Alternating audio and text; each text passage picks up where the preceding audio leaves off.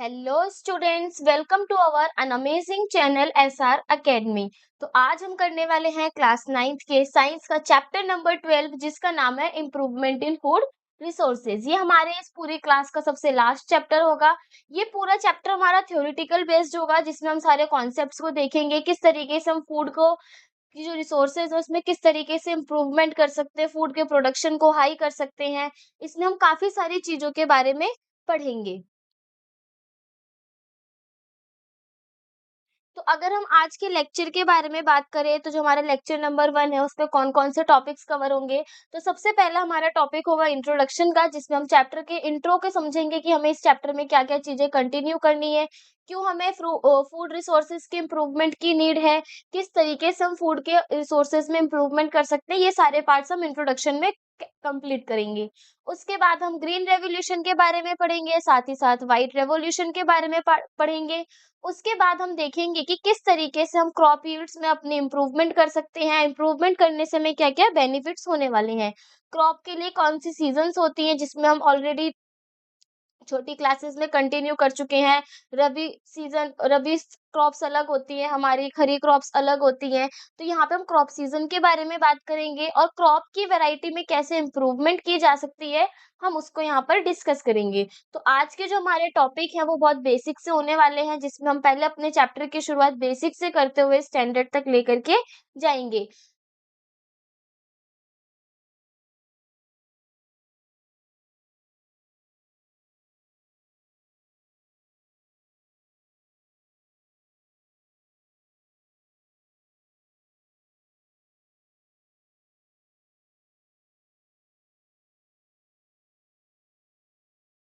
बात आती है इंट्रोडक्शन की, तो इंट्रोडक्शन में क्या बोला गया है, हमारे जितने भी लिविंग ऑर्गेनिज्म हैं, चाहे वो हम लोग हों, ह्यूमन बीइंग्स हों, एनिमल्स हों, बर्ड्स हों, सारे भी लिविंग ऑर्गेनिज्म को क्या ज़रूरत होती है, फूड की ज़रूरत होती है, खाने की ज़रूरत होती है, ताकि वो अपनी बॉडी में ग्रोथ कर सके, अपनी हेल्थ को मेंटेन रख सके और उनकी बॉडी में डेवलपमेंट हो सके। साथ ही साथ हम जो फूड को खाते हैं, उस फूड के अंदर हमें कार्बोहाइड्रेट मिलता है, फैट मिलता है, प्रोटीन मिलता है, विटामिन मिलता है और मिनरल मिलता है। मतलब काफ़ी तरीके के हमारे न्यूट्रिएंट्स प्रेज़ेंट होते हैं, जिससे हमारी बॉडी में ग्रोथ और डेवलपमेंट का प्रोसेस हो सके।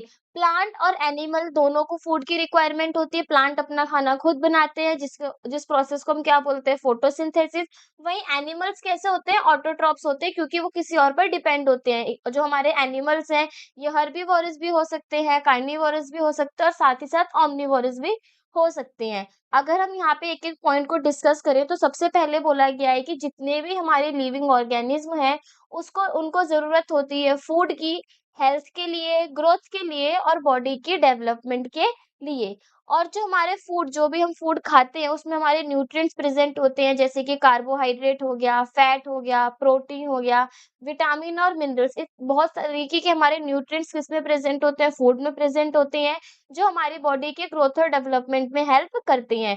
साथ ही साथ जो हमारे प्लांट्स और एनिमल्स हैं, उनके पास मेजर सोर्स है फूड के लिए। अगर हम यहाँ पे प्लांट और एनिमल में एक बात के बारे में डिस्कस करें, तो हमें पता है कि प्लांट अपना खाना खुद बनाते हैं, इस वजह से उन्हें हम क्या बोलते हैं, ऑटोट्रॉप्स। ऑटोट्रॉप्स क्यों बोलते हैं? क्योंकि प्लांट के अंदर हमारी कौन-सा प्रोसेस होता है? फोटोसिंथेसिस का प्रोसेस होता है। फोटोसिंथेसिस क्या होती है? जब प्लांट अपना खाना सनलाइट की प्रेजेंस में बनाता है, तो उस प्रोसेस को हम क्या बोलते हैं? फोटोसिंथेसिस। वहीं एनिमल्स क्या होते हैं? एनिमल्स होते हैं हमारे हेटेरोट्रॉप्स। अब ये हेटेरोट्रॉप्स क्या होता है? हेटेरोट्रॉप्स में भी हमारे 3 पार्ट होते हैं, या फिर हम बोल सकते हैं जो एनिमल्स हैं, ये हमारे सेप्रोट्रॉपिक होंगे। सेप्रोट्रॉपिक वो एनिमल्स होते हैं जो डेड और डिकेइंग पार्ट्स, मतलब सड़ी गली चीजों से अपना खाना लेते हैं। एक होते हैं हमारे इसमें पैरासाइटिक। पैरासाइटिक वो होते हैं जो किसी के ऊपर रह करके खाना लेते हैं। फॉर एग्जाम्पल अगर हम यहाँ पे ले, लाइस यानी जूं हमारे सर के ऊपर रहता है, लेकिन ये कभी भी हमें किल नहीं करता, बल्कि वो हमारे ब्लड को सक करता है और अपने फूड को गेन करता है। नेक्स्ट होता है हमारा होलोजोइक। होलोजोइक कौन सा होता है? होलोजोइक होता है हमारा जो हम ह्यूमन बींग्स के अंदर प्रेजेंट होता है एलिमेंट्री कैनाल के थ्रू। अभी हमें इतना डीपली नहीं करना है, बस हमें इतना याद रखना है सैप्रोट्रोपिक, पैरासाइटिक और होलोज़ोइक हेटेरोट्रॉप्स के 3 एग्ज़ाम्पल्स हैं, जिसमें जो सैप्रोट्रोपिक एनिमल्स होते हैं वो डेड और डिकेइंग पार्ट से अपना फूड लेते हैं, पैरासाइटिक होस्ट के थ्रू लेते हैं फॉर एग्ज़ाम्पल लाइस और होलोज़ोइक में हमारे ह्यूमन बीइंग्स आते हैं। अब यहाँ पे हम एक चीज़ और अपनी छोटी जूनियर क्लासेस में पढ़ चुके हैं कार्निवोरस, ओमनीवोरस और हर्बीवोरस। जिसमें हमें पता है कार्निवोरस वो होते हैं जो फ्लेश वगैरह खाते हैं मतलब जो मांस मच्छी खाएँगे।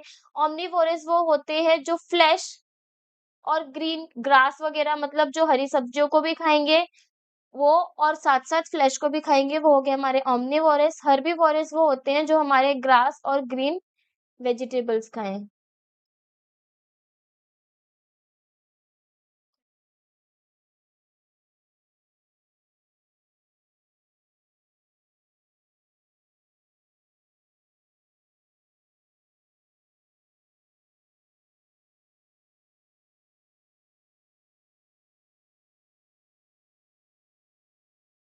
India has a high population of more than 1 billion and it is still growing. क्या बोला गया है कि जो इंडिया की पॉपुलेशन है वो 1 बिलियन से ज़्यादा है और डे बाय डे वो क्या कर रही है? आगे की तरफ ग्रो कर रही है।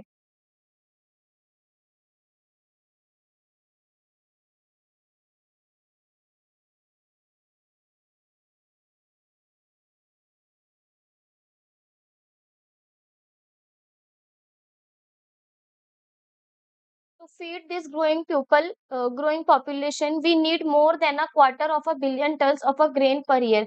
क्या बोला गया है हमारे इसमें ये बोला गया है कि जो हमारे इंडिया की पॉपुलेशन है वो 1 बिलियन से भी ज्यादा है और स्टिल ग्रोइंग वो लगातार तब भी क्या हो रही है ग्रो होती चली जा रही है मतलब पॉपुलेशन इंक्रीज होती चली जा रही है। इस पॉपुलेशन इंक्रीज को फीड कराने के लिए हमें 1/4 बिलियन से भी ज्यादा का जो हमारा ग्रेन है अनाज है उसे पर ईयर उगाना पड़ता है ताकि हम अपनी ग्रोइंग पॉपुलेशन को फीड करा सके। अब ये किसकी वजह से होगा देखो this can be done by farming, ये फार्मिंग की वजह से कंप्लीट होगा on more land, but India is already intensively cultivated. Hence, it is necessary to increase the efficiency of production for both crops and livestock. ये बोला गया है कि जो ये भी जो हमारी पॉपुलेशन इंक्रीज हो रही है इस पॉपुलेशन इंक्रीज को फीड कराने के लिए हमारे पास एक मेथड है फार्मिंग का।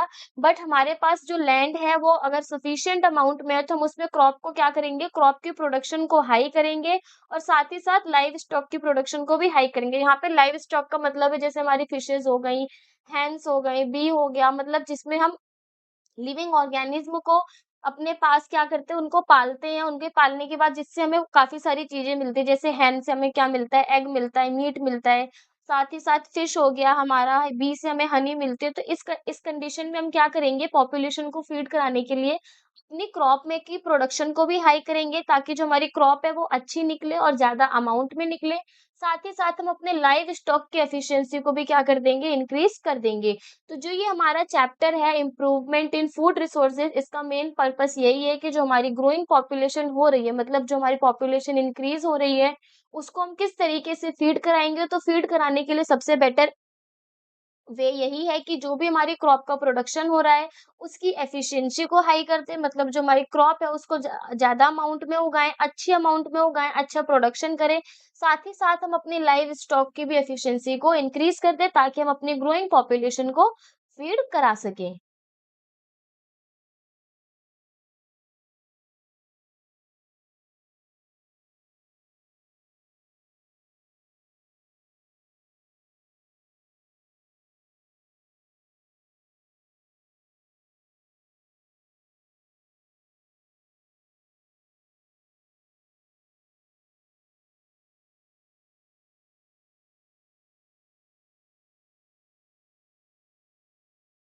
अब बारी आती है ग्रीन रेवोल्यूशन की। तो ग्रीन रेवोल्यूशन को हिंदी में बोलते हैं हरित क्रांति। रेवोल्यूशन का मतलब क्या होता है? देखो रेवोल्यूशन में हम क्या करते हैं कि हम किसी चीज़ के लिए लड़ते हैं, किसी के हक के लिए लड़ेंगे। तो ग्रीन रेवोल्यूशन क्या था? ग्रीन रेवोल्यूशन हमारा एक ऐसा प्रोग्राम था जो बहुत सारे कंट्रीज़ में इंट्रोड्यूस कराया गया ताकि फूड की प्रोडक्शन को इंक्रीज़ कर सके। टेक्नोलॉजी का यूज़ करके, प्रॉपर इरिगेशन, प्रॉपर सिंचाई का यूज़ करके, सीड्स के इम्प्रूवमेंट को यूज़ करके। इसका पर्पस क्या था? देखो, अभी हम लोगों ने यहाँ पे डिस्कस करा कि धीरे-धीरे जो इंडिया की पॉपुलेशन है, वो डे बाय डे इंक्रीज़ हो रही है। इंक्रीज़मेंट होने की वजह से पॉपुलेशन में हमें उनको फीड भी कराना इम्पोर्टेंट है। तो इस कंडीशन में क्या हुआ था? इस कंडीशन में हमारा ग्रीन रेवोल्यूशन हुआ था। ग्रीन रेवोल्यूशन हमारा एक तरीके का प्रोग्राम है, जिसके अंदर हमने क्या करा था कि फूड की प्रोडक्शन को हाई करा था।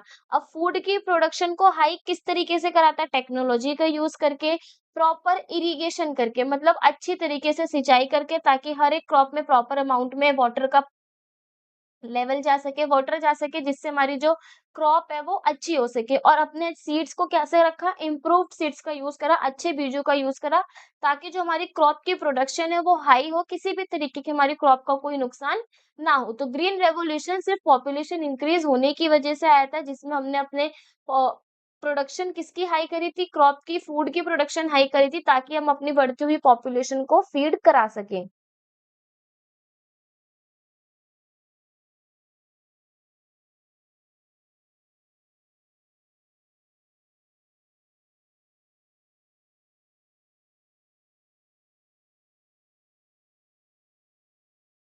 नेक्स्ट हमारा रेवोल्यूशन कौन-सा है? वो है हमारा व्हाइट रेवोल्यूशन। व्हाइट रेवोल्यूशन भी हमारा एक तरीके का प्रोग्राम है।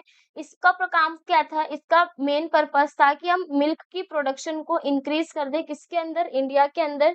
This programme made India self sufficient in production of milk. इस प्रोग्राम के थ्रू हमने अपने मिल्क की प्रोडक्शन को सफिशिएंट कर दिया, जिससे सारी पॉपुलेशन को हम आसानी से मिल्क प्रोवाइड करा सकें।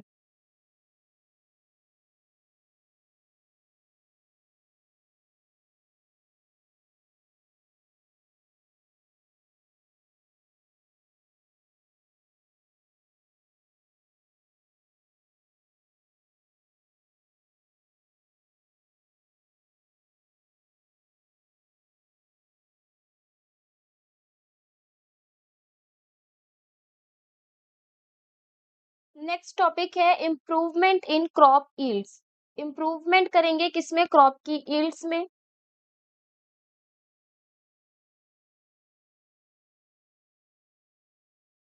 क्रॉप यील्ड्स होता क्या है? क्रॉप यील्ड्स होता है फसल की उपज, मतलब फसल जो भी होगी हमारी, जो भी हमारी क्रॉप्स होगी,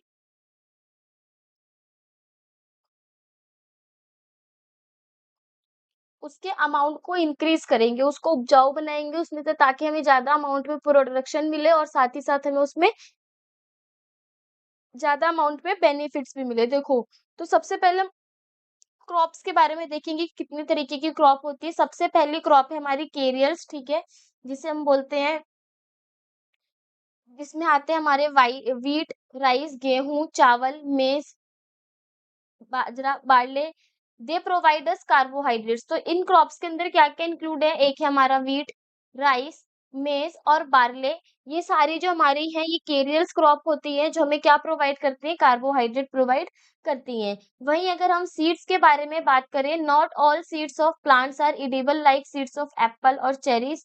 सारी जो प्लांट्स की सीड्स होती है वो हमारी एडिबल नहीं होती हैं, जैसे कि एप्पल और चेरी में।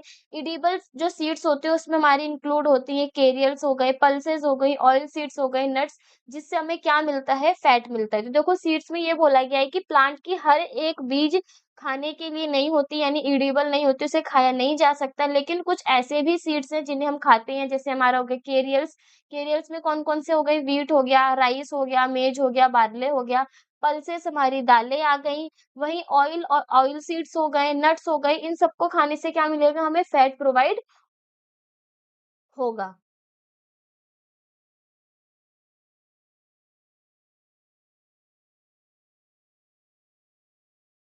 थर्ड हमारे पास क्रॉप है पल्सेस, दालें। दालों में क्या आएँगे? दे इंक्लूड लेग्यूम्स, इसमें हमारी लेग्यूम्स आती हैं, दाल आती है, जैसे ग्राम हो गया, पी हो गया, black gram, green gram, lentil. इनका काम क्या होता है? ये हमें क्या प्रोवाइड करती हैं? प्रोटीन प्रोवाइड करती हैं। वहीं वेजिटेबल्स हो गए, सब्जियाँ, स्पाइसेस, मसाले, फ्रूट्स, ये क्या प्रोवाइड करेंगे? ये हमें विटामिन और मिनरल प्रोवाइड करेंगे। जैसे फ्रूट्स में हो गए हमारे apple, mango, cherry, banana, watermelon etcetera. और वेजिटेबल्स में जैसे हो गए हमारे पास स्पिनच, लीफी वेजिटेबल्स, कैरेट, और स्पाइसेस में chilli, black pepper, fodder crops, oats, ये सारे क्या हो गए? हमारे वेजिटेबल, स्पाइसेस और फ्रूट्स के एग्जाम्पल। तो यहाँ पे अगर हम समराइज़ करें कि हमारे पास कौन-कौन सी क्रॉप्स हैं, तो सबसे पहले हमने यहाँ पे देखा कि जो हमारी सीरियल्स वाली क्रॉप्स थी, वो हमें क्या प्रोवाइड कर रही थी, उससे हमें मिल रहा था कार्बोहाइड्रेट।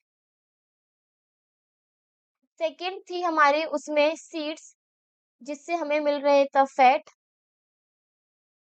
थर्ड है हमारे पास इसमें पल्सेस, जिससे हमें क्या मिलेगा, प्रोटीन।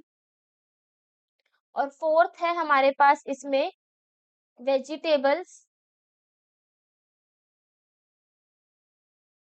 फ्रूट्स एंड स्पाइसेस, जिसको हमें क्या मिलेगा, मिनरल्स एंड विटामिन्स।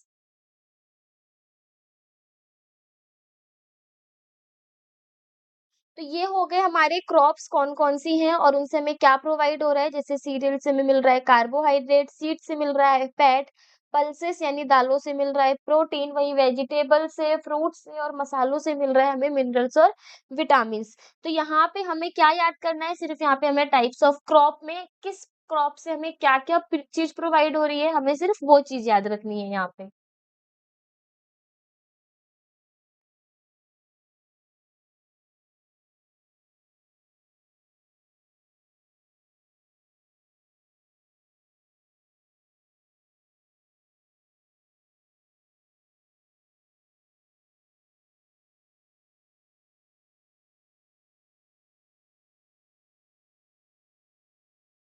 अब नेक्स्ट टॉपिक है हमारा क्रॉप सीजन। क्रॉप सीजन क्या होता है, देखो हमारे पास डिफरेंट डिफरेंट तरह की क्रॉप्स हैं। एक थी हमारी वहाँ पे सीड की क्रॉप, एक थी हमारी वहाँ पे पल्सेस की क्रॉप, एक थी हमारी वेजिटेबल फ्रूट्स स्पाइसेस की क्रॉप और एक थी हमारी सीरियल्स की क्रॉप। वहाँ पे हमने देखा कि हमारे पास वैरायटी ऑफ क्रॉप प्रेजेंट है।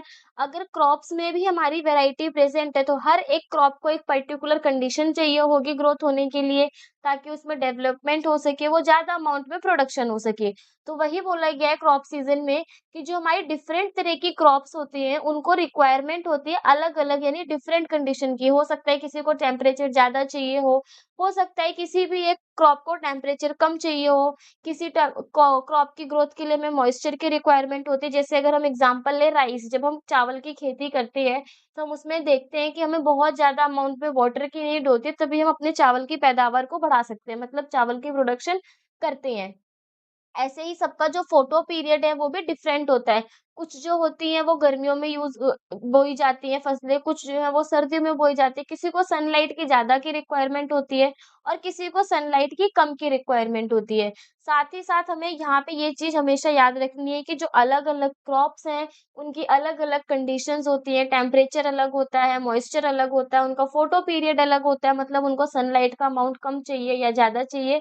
इसके बेसिस पे हमारी क्रॉप्स डिवाइड होती हैं, क्योंकि अगर टेम्परेचर मान लो किसी भी एक क्रॉप को हमें टेम्परेचर ज़्यादा देना हो और हम वहाँ पे टेम्परेचर उसको कम प्रोवाइड कर रहे हैं, तो उस कंडीशन में ना प्लांट की ग्रोथ होगी, ना उसकी लाइफ साइकिल कंप्लीट होगी, जिससे हमें फूड का प्रोडक्शन अच्छा मिल सके। तो हमें हमेशा याद रखना है कि अगर हम किसी भी तरीके की क्रॉप की प्रोडक्शन कर रहे हैं, तो उस क्रॉप के टेम्परेचर को ध्यान देना है, उसकी टेम्परेचर को क्या चाहिए, अगर वो हाई है तो उसे हम हाई टेम्परेचर प्रोवाइड करेंगे। अगर उस क्रॉप के लिए लो टेम्परेचर रिक्वायरमेंट है तो हम उसमें लो टेम्परेचर की रिक्वायरमेंट करेंगे। साथ ही साथ मॉइस्चर, फोटो पीरियड, सीड का प्रोडक्शन, सीड की क्वालिटी, वाटर की क्वालिटी, काफ़ी सारी चीज़ों को हम ध्यान रखते हुए अपने फूड का प्रोडक्शन के लिए क्रॉप को लगाते हैं।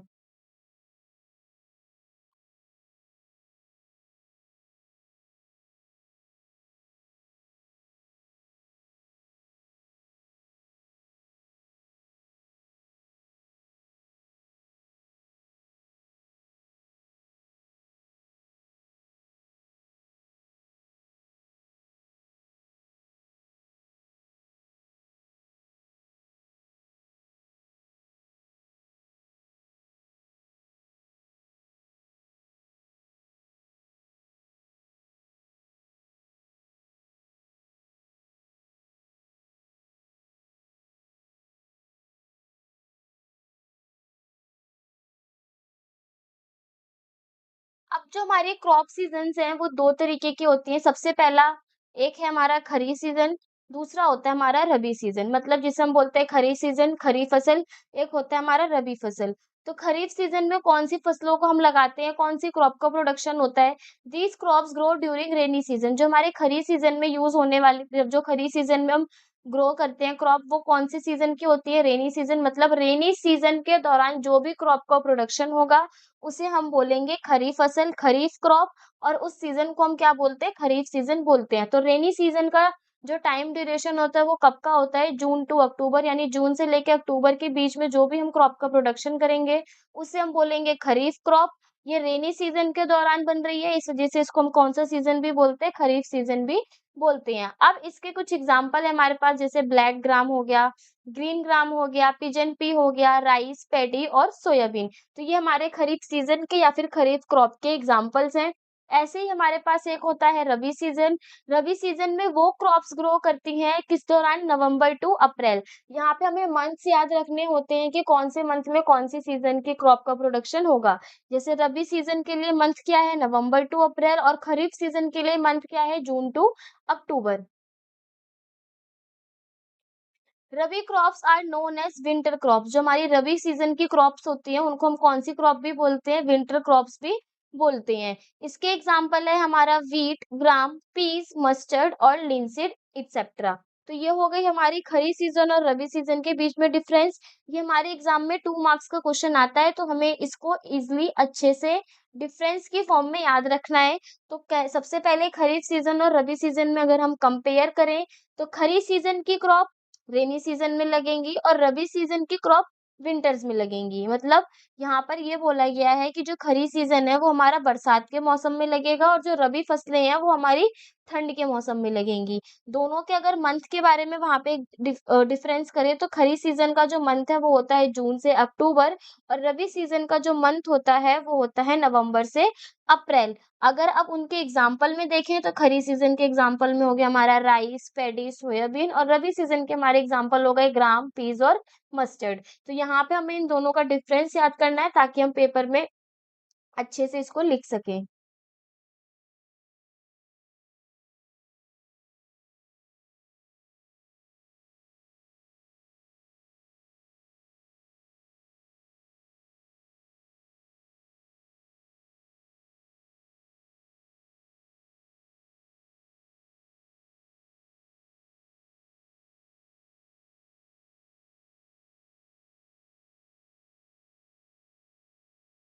अब देखो, क्रॉप यील्ड को ज़्यादा अमाउंट में करने के लिए या फिर इंक्रीज़ करने के लिए क्या-क्या अप्रोचेज़ हो सकती है? क्रॉप यील्ड यानी प जो हमारी पैदावार है, मतलब जो फूड का प्रोडक्शन है, सॉरी, क्रॉप का प्रोडक्शन है, उसको हम किस तरीके से ज़्यादा अमाउंट में कर सकते हैं? क्या-क्या अप्रोचेज़ हैं उसको ज़्यादा बढ़ाने की? तो सबसे पहली अप्रोच है क्रॉप वैरायटी इम्प्रूवमेंट। मतलब जो भी हमारी क्रॉप है, उसकी वैरायटी में इम्प्रूवमेंट करेंगे, अच्छे से अच्छे सीड को लेकर आएँगे, अच्छे से अच्छा इरिगेशन प्रोवाइड करेंगे, ताकि जो हमारी क्रॉप है उसमें इम्प्रूवमेंट आए। जितना ज़्यादा उसकी वैरायटी की इम्प्रूवमेंट होगी, फॉर एग्जांपल अगर हम यहाँ पे देखें, एक हमारे पास ये सूखे से बीज हैं और एक हमारे पास एकदम फ्रेश बीज है। मतलब ये हमारे पास एक सीड हो गया।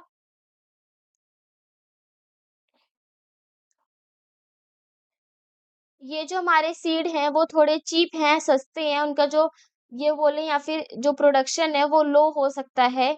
और साथ ही साथ दूसरा जो हमारा सीड है वो बहुत कैसा है? एक्सपेंसिव है, हायर क्वालिटी का है।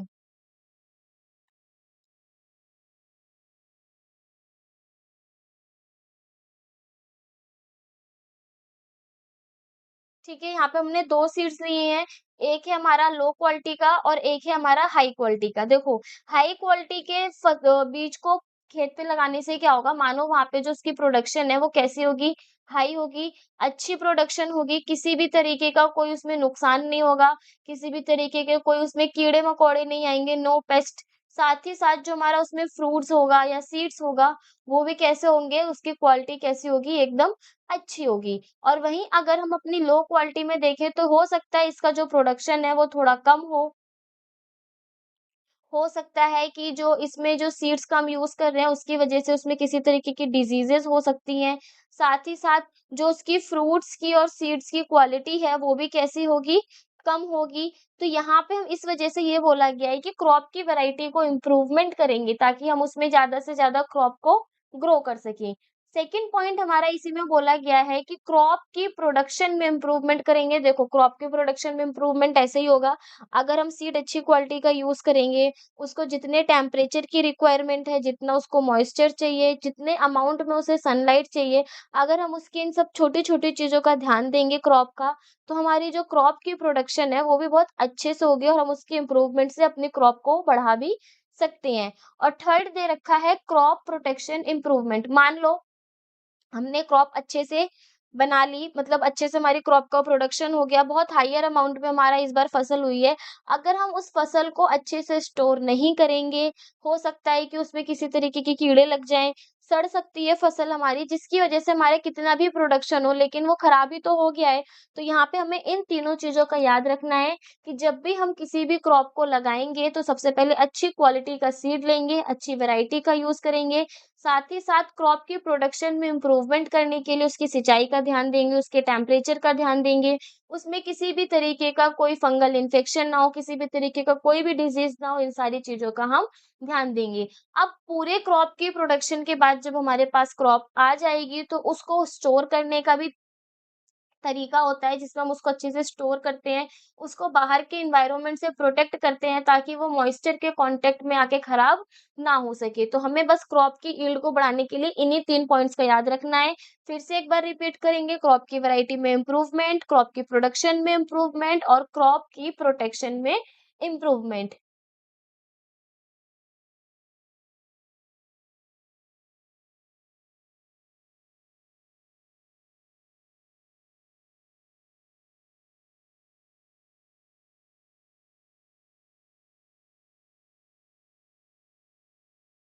अब उन्हीं इम्प्रूवमेंट में सबसे पहले हम इम्प्रूवमेंट के बारे में बात करेंगे, वो है हमारी क्रॉप वैरायटी इम्प्रूवमेंट। क्रॉप की वैरायटी में कैसे इम्प्रूवमेंट लाएँगे? देखो, क्रॉप की वैरायटी की इम्प्रूवमेंट के लिए हमारे पास कुछ फैक्टर्स हैं, वो फैक्टर्स कौन से हैं? Factors by which variety improvement can be done, जिससे हम वो फैक्टर्स जिसके थ्रू हम वैरायटी की इम्प्रूवमेंट को डन कर सकते हैं। सबसे पहला है गुड एंड हेल्दी सीड्स, हम अच्छे और हेल्दी सीड्स का यूज़ करेंगे। सेकंड है हमारा हाइब्रिडाइजेशन। हाइब्रिडाइजेशन क्या होता है? देखो, हाइब्रिडाइजेशन में हम एक जेनेटिक सीड को लाते हैं, दूसरे जेनेटिक सीड को लाते हैं और उनके बीच में क्रॉस कराते हैं ताकि हमारे पास अच्छी वैरायटी की क्रॉप हो सके। फॉर एग्जांपल,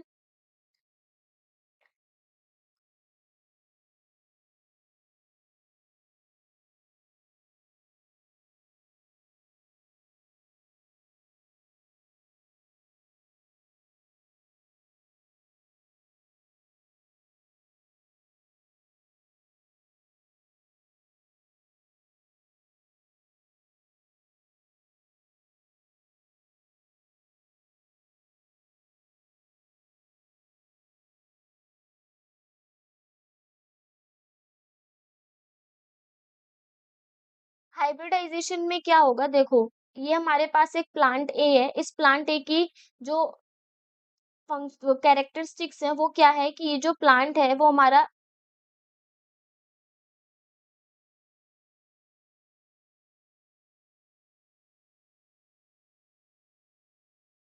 इसकी सीड्स क्वालिटी अच्छी है, साथ ही साथ पेस्ट रेजिस्टेंट है, मतलब इसमें हमारे किसी भी तरीके के कोई कीड़े नहीं लगेंगे, कोई डिजीज़ नहीं होगा। वहीं अगर हम प्लांट बी के बारे में बात करें, तो इसके जो फ्रूट्स हैं उनकी क्वालिटी अच्छी है और ये कैसे हैं? ये टॉलेस्ट हैं, मतलब ये लंबे होंगे और साथ ही साथ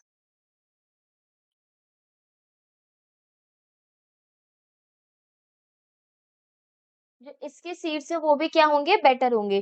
तो हमने क्या करा है, हाइब्रिडाइजेशन में क्या करते हैं हम, 2 जेनेटिकली डिसिमिलर प्लांट्स, डिसिमिलर मतलब जो एक जैसे ना हो, अलग-अलग हो। यहाँ पे हमने देखा कि ये प्लांट ए अलग है जिसमें पेस्ट रेजिस्टेंट है, सीड की क्वालिटी अच्छी है, लेकिन प्लांट बी में क्या है, उसकी फ्रूट की क्वालिटी अच्छी है, वो टॉलेस्ट है, वो लंबे भी हैं, साथ ही साथ इसके भी सीड्स क्या हैं? बेटर हैं।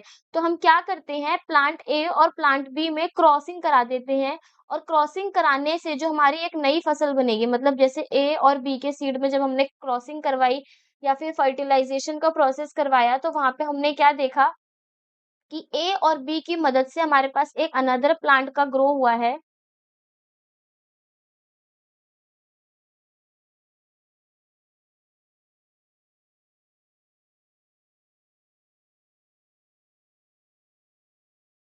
जिसकी सीड्स की क्वालिटी भी अच्छी है, साथ ही साथ वो टॉलेस्ट भी है और इसकी फ्रूट्स की क्वालिटी भी क्या है, अच्छी है। और ये कैसा है? ये है हमारा पेस्ट रेजिस्टेंट, मतलब इसमें भी किसी तरीके की कोई बीमारी नहीं होगी, मतलब ये इसमें भी किसी तरह की कोई फंगल इन्फेक्शन डिजीजेस देखने को नहीं मिलेगी।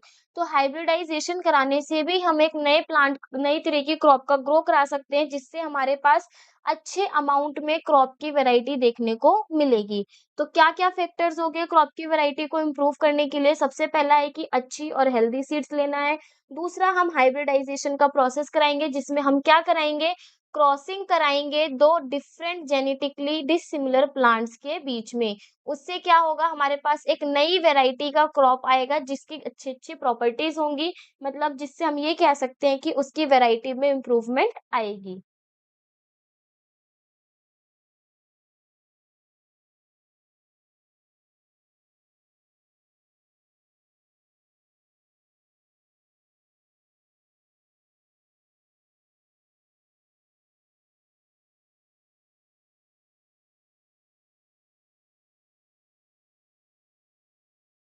उसके बाद बोला गया है, देखो हमने अभी एक चीज़ डिस्कस करी थी कि जो हमारी सीड्स की क्वालिटी है वो हेल्दी होनी चाहिए, गुड होनी चाहिए। साथ ही साथ हमें और क्या-क्या चीज़ों का ध्यान देना है सीड को चॉइस करते वक़्त। तो properties to be possessed by improved seed, seed की इम्प्रूवमेंट को देखने के लिए हमें किस तरीके की सीड का यूज़ करना चाहिए। सबसे पहले हमें देखना चाहिए उसकी हायर यील्ड होनी चाहिए, मतलब हायर अमाउंट में उपज होनी चाहिए to increase the productivity of the crop per एकड़। मतलब अगर सीड की जो उपज है, यानी सीड जो है वो हायर अमाउंट में क्रॉप का प्रोडक्शन करेगा, उससे भी हमारी क्रॉप की वैरायटी में क्या आएगी? इम्प्रूवमेंट आएगी। सेकंड दे रखा है improve quality, quality of a crop products vary from crop to crop. देखो, जो क्वालिटी की इम्प्रूवमेंट होती है वो क्रॉप की क्रॉप टू क्रॉप डिफर करती है। तो वहां पे भी हमें सीड के साथ साथ ये भी देखना है कि उसकी क्वालिटी भी कैसे होनी चाहिए? इम्प्रूव्ड होनी चाहिए। उसके बाद हमें बायोटिक और एबायोटिक रेजिस्टेंस का भी ध्यान देना चाहिए। देखो, crop production reduces due to biotic and abiotic factors. जो भी हमारी क्रॉप की प्रोडक्शन है वो कम हो जाती है बायोटिक और एबायोटिक फैक्टर्स की वजह से। अब ये बायोटिक और एबायोटिक फैक्टर्स क्या होते हैं? तो बायोटिक फैक्टर्स होते हैं हमारे लिविंग फैक्टर्स और एबायोटिक होते हैं हमारे नॉन लिविंग। अब ये लिविंग और नॉन लिविंग का क्या मतलब है? देखो, लिविंग में हो गया हमारे किसी भी तरीके का फंगल इन्फेक्शन हो गया प्लांट के अंदर, कोई बैक्टीरिया आ गया या किसी एनिमल ने उस प्लांट की प्रोडक्शन में है डिस्टरबेंस कर दे, उस प्लांट को खा गया, उस सीड को खा गया। वहीं नॉन लिविंग में एयर हो गया हमारा, वाटर हो गया, टेम्परेचर हो गया। इसकी वजह से भी जो हमारी क्रॉप की प्रोडक्शन है वो क्या हो जाती है? रिड्यूस हो जाती है। तो यहाँ पे वही बोला गया है कि बायोटिक और एबायोटिक रेजिस्टेंस की वजह से भी हमारी क्रॉप प्रोडक्शन रिड्यूस हो जाती है। वेराइटीज और resistance to this factor can improve crop production, मतलब अगर हम रेजिस्टेंट से अपने प्लांट को फ्री करेंगे, अपनी क्रॉप को फ्री करेंगे, तो वहां से भी हम अपनी प्रोडक्शन को क्या कर सकते हैं? हाई कर सकते हैं।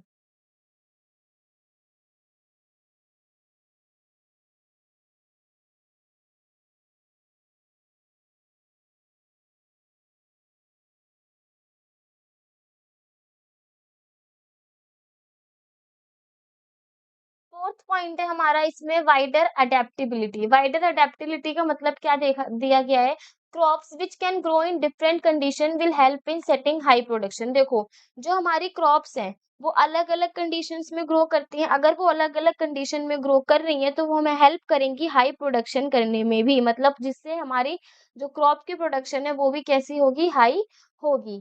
फिफ्थ दे रखा है डिजाइर्ड एग्रोनॉमिक ट्रेड्स। एग्रोनॉमिक ट्रेड्स मतलब हम वहाँ पे ये देखेंगे कि जो क्रॉप है उसकी हाइट कैसी है, उसकी ब्रांचिंग कैसे, अगर ज़्यादा ब्रांचिंग है तो हो सकता है फ्रूट्स और फ्लावर्स की प्रोडक्शन हाई है, उसकी लीव्स कैसे, अगर उसकी लीफ खराब होंगी तो भी हम वहाँ पे वो सीड्स वैसे सीड्स का यूज़ नहीं करेंगे।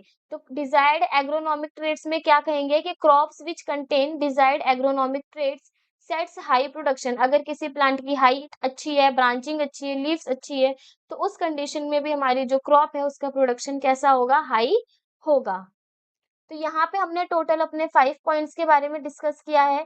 वो 5 पॉइंट्स कौन से हैं कि किसी भी सीड्स को जब हम उसकी प्रॉपर्टी क्या लेंगे कि किसी सीड को चुनने वक़्त वो क्या है कि उसकी यील्ड अच्छी होनी चाहिए, वो हायर अमाउंट में क्रॉप का प्रोडक्शन करे, उसकी क्वालिटी अच्छी होनी चाहिए और वो जो प्लांट है या फिर वो जो सीड है वो बायोटिक और एबायोटिक रेजिस्टेंस होना चाहिए, मतलब उसमें लिविंग और नॉन लिविंग किसी भी तरीके का कोई रेजिस्टेंस आकर के ग्रो ना करे, जिससे हमारी क्रॉप की प्रोडक्शन क्या हो जाए, कम। चौथा, उसकी वाइडर एडेप्टेबिलिटी होनी चाहिए, मतलब वो अलग-अलग अगर डिफरेंट कंडीशन में भी ग्रो कर रही है तो उसकी प्रोडक्शन हाई होनी चाहिए। फिफ्थ है हमारा डिजायर्ड एग्रोनॉमिक ट्रेड्स, उसके पास ऐसे ट्रेड्स होने चाहिए जैसे हाइट हो गया, ब्रांचिंग हो गई, लीफ हो गई, जिसकी मदद से भी हमारा प्रोडक्शन कैसा हो सके, हाई हो सके।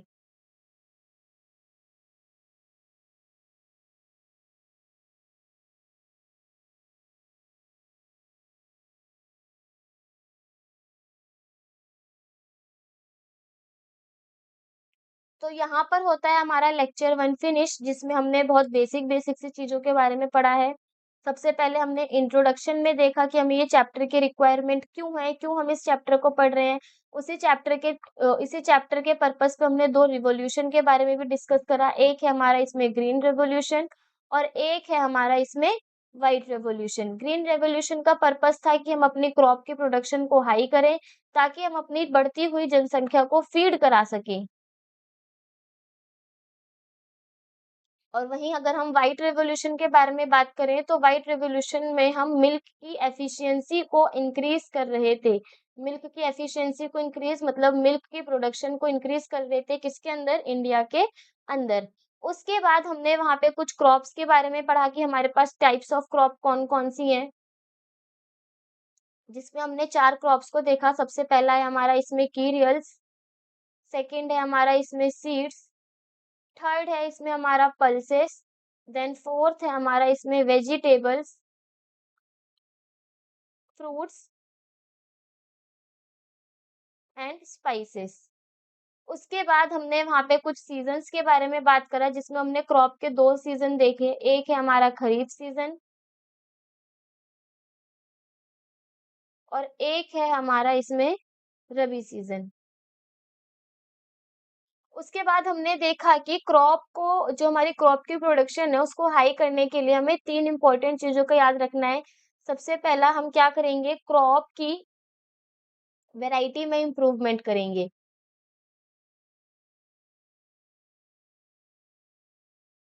उसके बाद हम क्रॉप की प्रोडक्शन में इम्प्रूवमेंट करेंगे।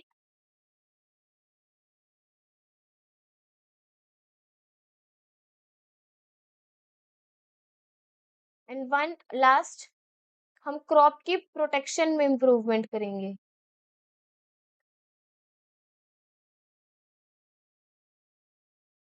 तो ये थे हमारे आज के टॉपिक्स, जिसमें हमने इस वाले टॉपिक में से जो हमारे पास टोटल 3 टॉपिक्स हैं, उसमें से हमने क्रॉप वैरायटी इम्प्रूवमेंट के टॉपिक को समझ लिया है। बाकी के जो 2 हमारे टॉपिक्स बच रहे हैं कि क्रॉप के प्रोडक्शन में कैसे इम्प्रूवमेंट होगी और क्रॉप की प्रोटेक्शन में कैसे इम्प्रूवमेंट होगी, वो हम अपने नेक्स्ट लेक्चर में कंटिन्यू करेंगे।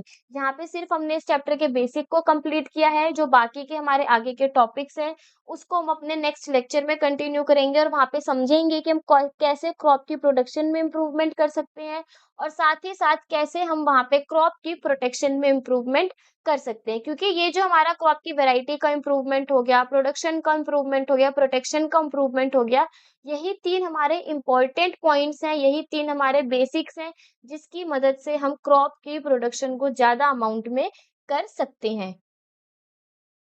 तो मिलते हैं हम अपने नेक्स्ट लेक्चर में अब आगे के चैप्टर को कंटिन्यू करते हुए।